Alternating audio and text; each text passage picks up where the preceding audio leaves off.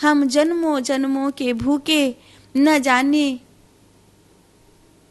किस दाने पर लालायित होकर, काम का था, क्रोध का था, लोभ का था, मोह का था, मद मत्सर का था। न जाने कौन सी वो घड़ी थी कि मुझे धन की लालसा हुई, मुझे वैभव की लालसा हुई, मुझे प्रतिष्ठा की लालसा हुई, मुझे शरीर के जीवित रहने की लालसा हुई, और मैंने परमात्मा को छोड़कर संसार को चुन लिया। और जैसे ही मैंने परमात्मा को छोड़कर संसार को चुना, जैसे ही मैं उस जाल पर आकर बैठा दाना चुगने के लिए, दाना चुग नहीं पाया था ठीक से, तब तक कि उस शिकारी ने अपने जाल को खींचा और मैं उसमें बंद हो गया, और मैं उसमें बंद हो गया। मुझे तो पता था, मैंने व्रत लिया था, फिर ये क्या हो गया मेरे पास। मुझे दिख रहा था कि शराबी आ रहा है, मुझे दिख रहा है कि जाल बिछा रहा है, मुझे दिख रहा है कि ये दाने मुझे फंसाने के लिए डाले गए हैं, फिर भी मैं फंस गया, फिर भी मैं फंस गया। ये क्षोभ आपको एक बार नहीं, अपनी जिंदगी में न जाने कितनी बार होगा, पर जहां ये क्षोभ जन्म ले वहीं से रिटर्न हो जाना। हो सकता है आपको इस जाल को काटने का कोई मार्ग मिल जाए, आपकी पैनी चोंच इस जाल को काटने में आपकी सहायता कर दे, और एक बार फिर से आप आजाद हो सकें, फिर से आप खुले आकाश में उड़ सकें। व्रत करिए निष्ठापूर्वक। आज एकादशी थी, गलती से ये नमकीन मैंने मुंह में डाल दी, अब क्या करूं? कोई बात नहीं, कुल्ला कर लो, स्नान कर लो, प्रायश्चित करो, फिर से अपना व्रत आरंभ करो। ऐसे ही संत आश्वासन देते हैं, पर आप संतों की कहाँ सुनते हैं, आप भक्तों की कहाँ सुनते हैं। आप तो अपने मन की सुनते हैं और उसे संत की वाणी से ज्वाइंट करते हैं। अपने मन की बात सुनकर संत की वाणी से जोड़कर आप अपने गलत को सही बना लेते हैं। फिर सुनिए, आप अपने मन की बात को सुनकर संत की वाणी से जोड़ते हैं और उसे जोड़कर गलत को सही बना लेते हैं, और फिर कहते हैं कि हम तो उसी परंपरा पर चल रहे हैं जिस पर जी हमारे गुरुजी चले हैं।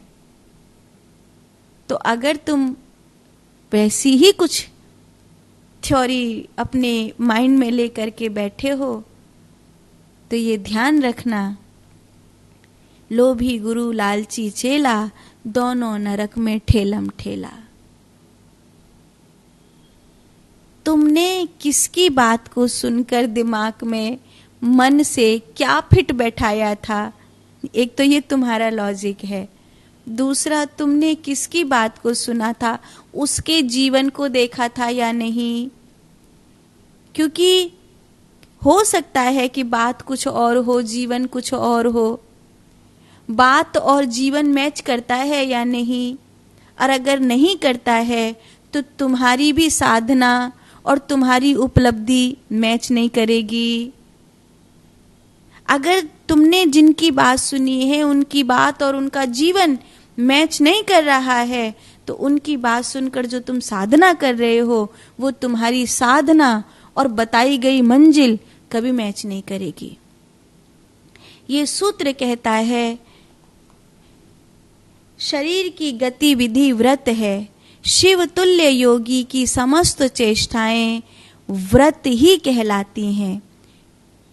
बड़ी प्यारी व्याख्या है। शरीर की वृत्ति ही व्रत है, शरीर की वृत्ति ही व्रत है। अंतर आनंद से उल्लासित, भक्ति सुधा से परिपोषित यह शरीर तुम्हारी पूजा के उपयोग में ही लगा रहता है। माने अंतर आनंद से उल्लासित है, अंतर आनंद से उल्लासित है ये शरीर, ये रोम रोम भक्ति सुधा से परिपूर्ण है। तो ये शरीर स्वयमेव परमात्मा की पूजा कर रहा है। ये शरीर परमात्मा के मंदिर का गर्भगृह बन गया है। अब विशेष कर्म कांड की आवश्यकता लौकिक दृष्टि से या पारलौकिक दृष्टि से नहीं है।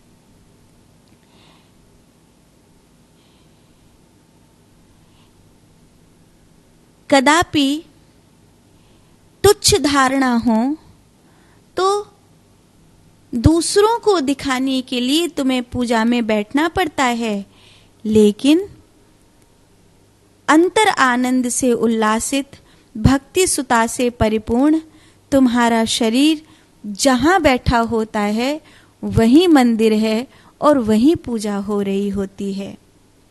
इस प्रकार की शरीर वृत्ति का व्रत साधक जब करता रहे अथवा शिवोहम की सतत भावना से ओतप्रोत रहे तो इसका अनुष्ठान व्रत कहलाता है। इसी का नाम व्रत है। इसके अतिरिक्त अन्य कुछ और श्रेष्ठ पूजन हो ही नहीं सकता। यही शरीर का सबसे श्रेष्ठतम परमात्मा का पूजन है जो इस शरीर के द्वारा होता है। यही श्रेष्ठतम व्रत है जो इस शरीर के द्वारा होता है। इससे बड़ा अनुष्ठान कोई और हो ही नहीं सकता इस शरीर के द्वारा परमात्मा के प्रति। साधक का शरीर व्यवहारों से बने रहने पर भी उसका शिव भाव समावेश रूपी व्रत चलता ही रहता है। साधक का शारीरिक व्यवहारों में बने रहने पर भी, शारीरिक व्यवहारों में बने रहने पर भी, चूंकि शारीरिक व्यवहार हैं तो उनमें तो रहना ही पड़ेगा। या तो मैं सब छोड़कर जंगल चली जाऊं, लेकिन अगर मैं किसी जंगल की गुफा में नहीं हूं, किसी कंदरा में नहीं हूं, तो मुझे उस व्यवहार में रहना ही पड़ता है जो शारीरिक रूप से समाज की दृष्टि से जरूरी है। मुझे इस समय ध्यान करना है, मैं बहुत शांति में हूँ, मैं परम आनंद में हूँ, पर कोई बड़ी दूर से मिलने के लिए आया है। भले वो मेरे कान को कचर कचर कचर कचर अपनी व्यर्थ की बातों से खाए जा रहा है, मेरे 2 घंटे उसने बर्बाद कर दिए हैं, फिर भी शारीरिक व्यवहार के कारण मुझे उसको झेलना पड़ता है। क्योंकि गुरुओं से नहीं कहेगा तो किससे कहेगा? शायद ये मुझ में अपने पीड़ा को, अपने दुख को, अपने हृदय की बात को कहकर थोड़ा हल्का हो जाए। लेकिन कई बार कुछ मनुष्य ये नहीं समझते कि अन्न का कण और साधु का क्षण कभी बर्बाद नहीं करना चाहिए। कूड़ा डस्टबिन में फेंका जाता है, कूड़ा मंदिर में नहीं फेंका जाता। कूड़ा डस्टबिन में डाला जाता है, रुद्राभिषेक की बाल्टी में नहीं। और कई मूर्ख लोग जैसे दुनिया के आगे घचर घचर घचर घचर बस बोले जा रहे हैं, व्यर्थ की बातों को बढ़ाए जा रहे हैं।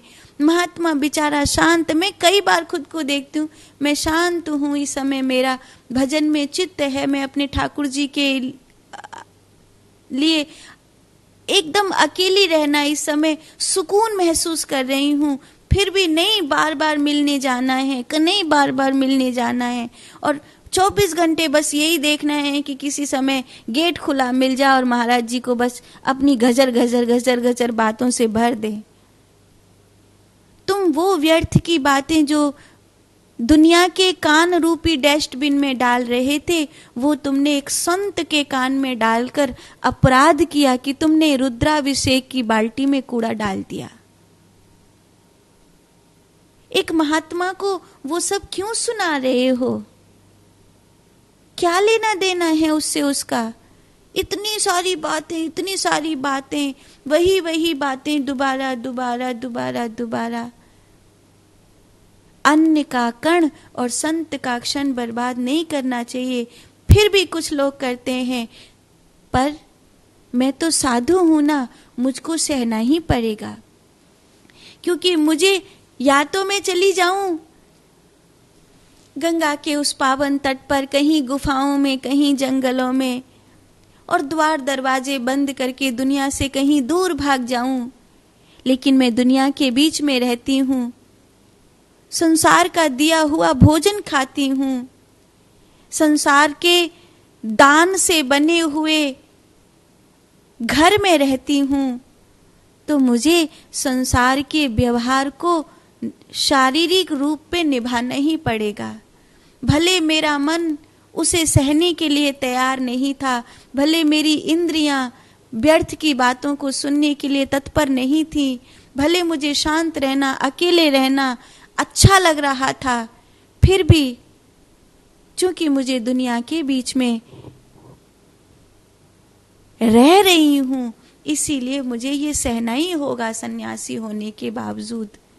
पर शिव सूत्र इस समय कह रहा है कि भले योगी को, भले साधु को, सन्यासी को संसार के बीच में शारीरिक व्यवहार को करते हुए रहना पड़े, साधक हर एक शारीरिक व्यवहार में बने रहने के बावजूद अपने शिव भाव में समावेश रूपी व्रत को चलाता रहता है, निरंतर चेष्टा करता रहता है, शरीर की हर गतिविधि को वो व्रत बना देता है, हर एक चीज के लिए वो खुद को सताता है, वो शरीर को, अपने आप को इतनी पीड़ा देता है कि संसार का कोई भी बर्बाद हुआ क्षण मेरी शिवत्व की जो ज्योति जल रही है उसे बुझा न दे।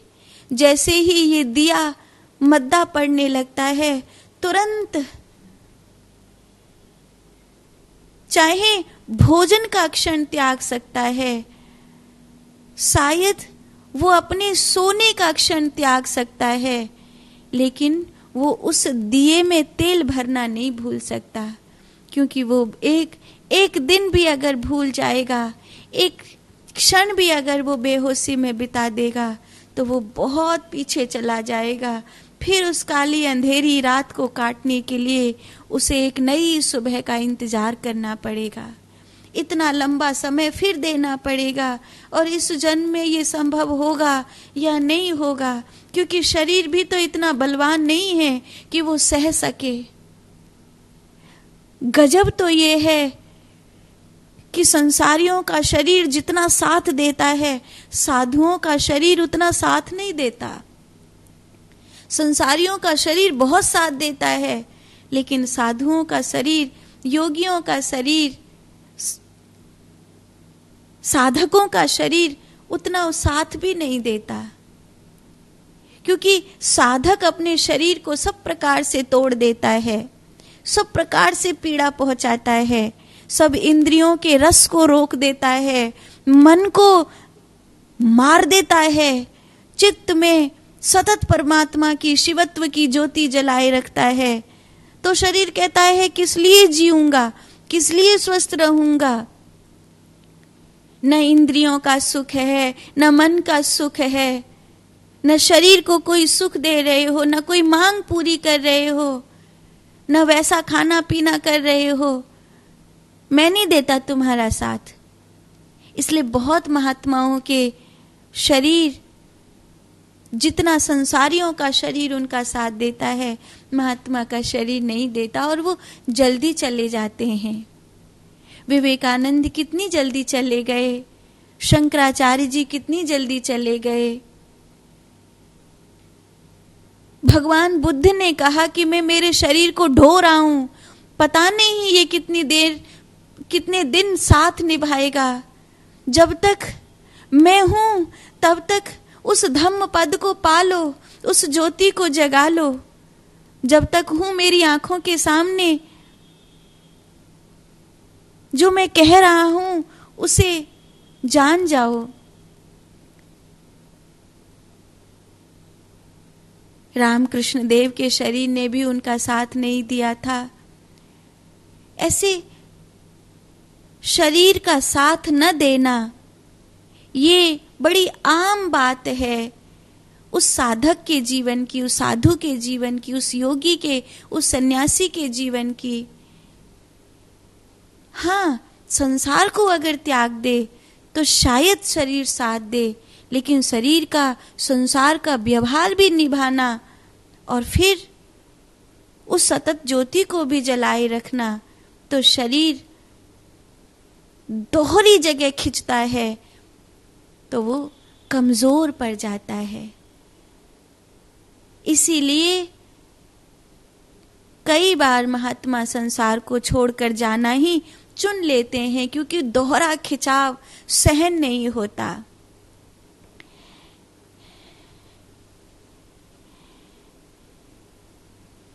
इस प्रकार ये सूत्र है 59वां सूत्र, शरीर वृत्ति व्रतम,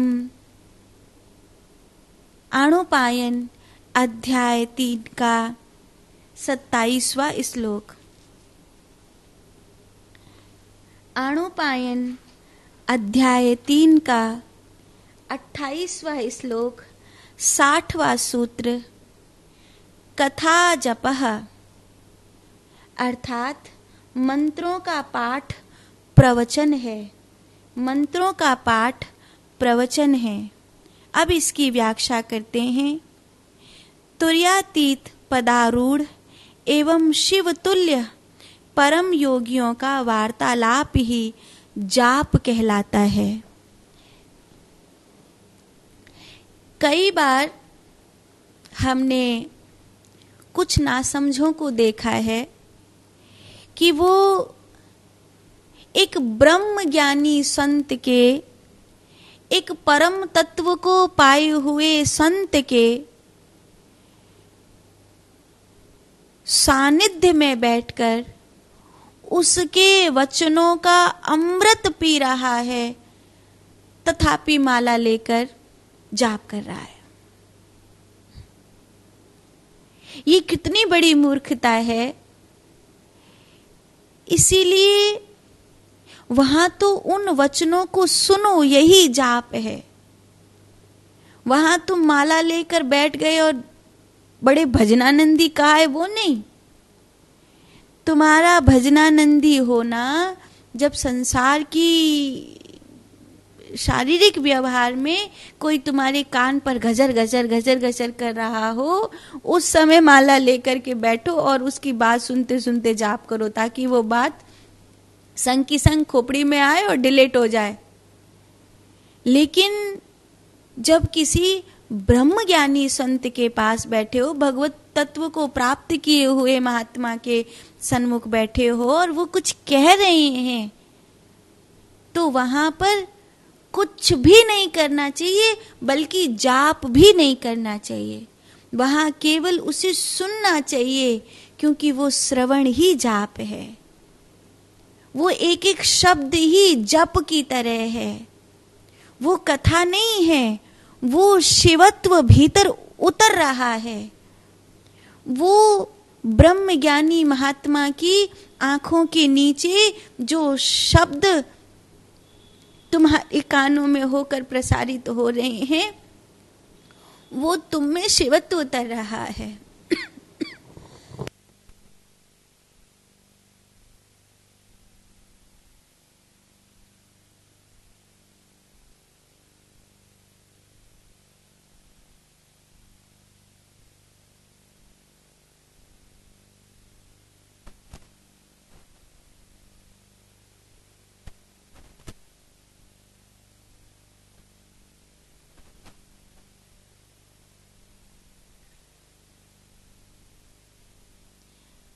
ये सूत्र कहता है जो त्रियातूत पदारूढ़ है, माने जागृत, स्वप्न,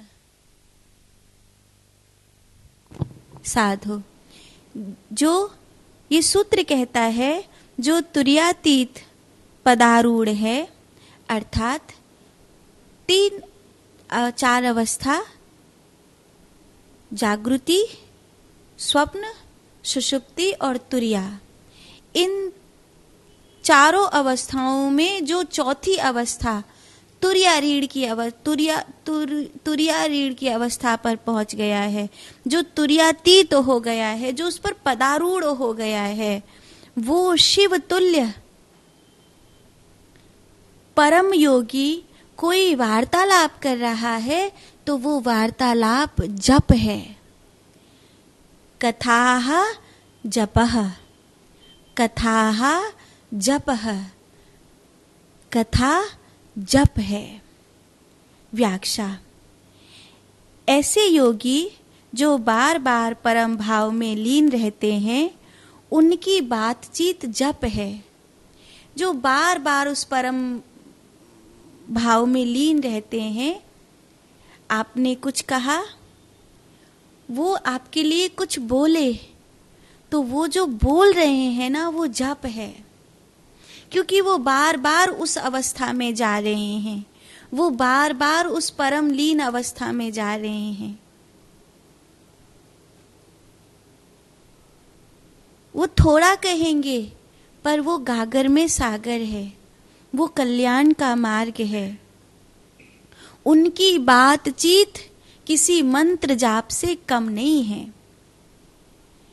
योगी जो कुछ भी बोलते हैं, वह जप बन जाता है। शिव तुल्य साधक जो भी बोलते हैं, वह जप बन जाता है।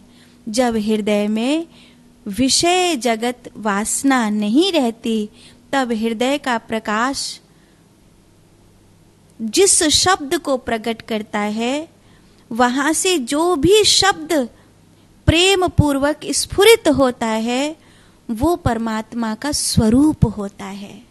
वो शब्द शब्द नहीं, शब्द ब्रह्म होता है।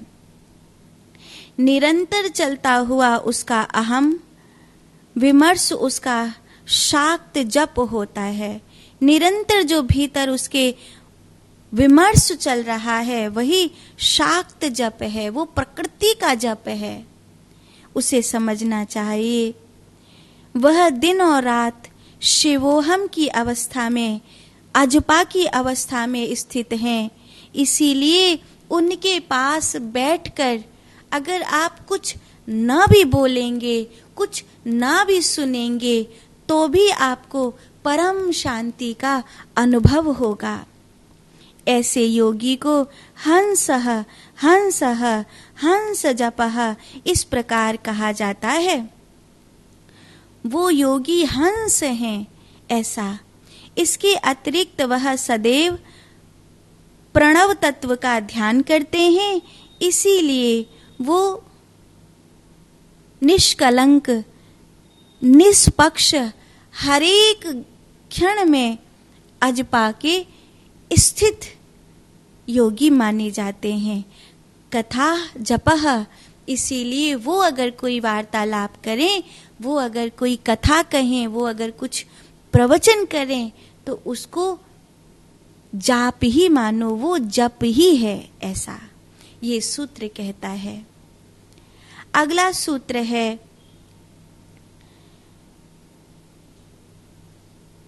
दानमात्मानम। दानम आत्मज्ञानम, अर्थात आत्मज्ञान ही सबसे बड़ा वरदान है। दान आत्मज्ञानम, दान दानम आत्मज्ञानम, माने आत्मज्ञान ही सबसे बड़ा वरदान है। शिव तुल्य योगी का आत्मज्ञान हमारे लिए दान है। इससे बड़ा दान और कोई नहीं हो सकता। ब्रह्मांड में जितने भी दान हैं, उन सब दानों में सबसे बड़ा ये दान है ये सबसे बड़ा महादान कहलाता है। इससे बड़ा वरदान पूरी तीनों त्रिलोकी में कोई और नहीं है।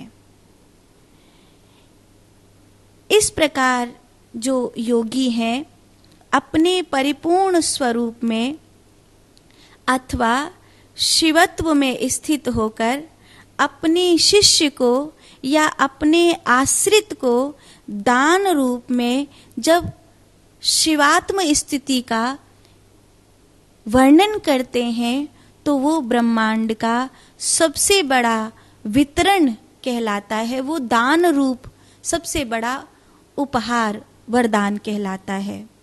भोग मोक्ष का दान देना और बंधनों तथा क्लेशों का त्याग करना दीक्षा का स्वरूप है। भोग मोक्ष का दान देना और बंधनों तथा क्लेशों का त्याग करना दीक्षा का स्वरूप है। शिव योगी दान और स्वभाव वाली दीक्षा का दान समुचित अधिकार वाले साधकों को देते हैं। आत्मज्ञान की दीक्षा एक मुख्य स्वरूप है जिसमें वह शिवत्व का आभास अपने आश्रित दीक्षित शिष्य को कराते हैं। जो साधक शिवतुल्य हो गए हैं उसके द्वारा एक ही दान है जो दिया जाता है और वह है आत्मज्ञान। जो अनुभव योगी ने प्राप्त किए हैं उसे वह दान के द्वारा बांट देते हैं। आत्मज्ञान से अंतःशक्तियों का स्वामी बना योगी अपनी संपदा से अन्यों को भी प्रसन्नता प्रदान करते हैं और वह ब्रह्मांड के सबसे बड़े दानी कहलाते हैं। शिव योगी योग्य पात्रों को ही आत्मज्ञान का दान दिया करते हैं। इसके बदले में अगर हम उन्हें कुछ चढ़ा रहे हैं तो वो तो बहुत छोटी वस्तु है, वो तो बहुत तुच्छ है। कई बार लोगों को लगता हमने इतना पैसा दान दिया, हमने इतना स्वर्ण दान दिया। जो तुम्हें गुरु ने दिया है उसके अनुपात में तो तुमने कुछ भी नहीं दे सकते हो। तुम अपना मस्तक भी उतार करके दे दो तभी भी तुम उसके अनुपात में कुछ नहीं दे सकते हो। अपने खाल का जूता बनाकर भी उन्हें पहनाओ तभी भी तुम उसका ऋण नहीं चुका सकते हो। तीनों त्रिलोकी में यही वो वरदान है जो सबसे बड़ा दान कहलाता है। दानम आत्मज्ञानम, जो आत्मज्ञान का दान है। अब मैं आपको आगे के सूत्र में लेकर के चलूं। उससे पूर्व आपके अगर कोई प्रश्न आए होंगे तो उनको यहाँ सत्संग में सम्मिलित करते हैं। मैंने भी आपके लिए कुछ प्रश्न लिखे थे, कहाँ गए?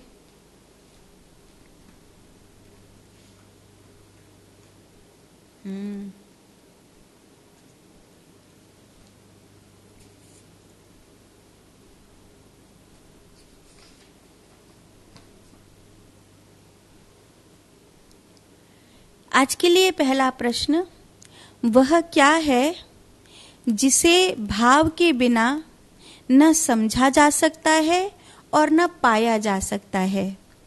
वह क्या है जिसे भाव के बिना न समझा जा सकता है और न पाया जा सकता है? दूसरा प्रश्न, भगवती सीता जी के पिता राजा जनक का मूल नाम क्या था?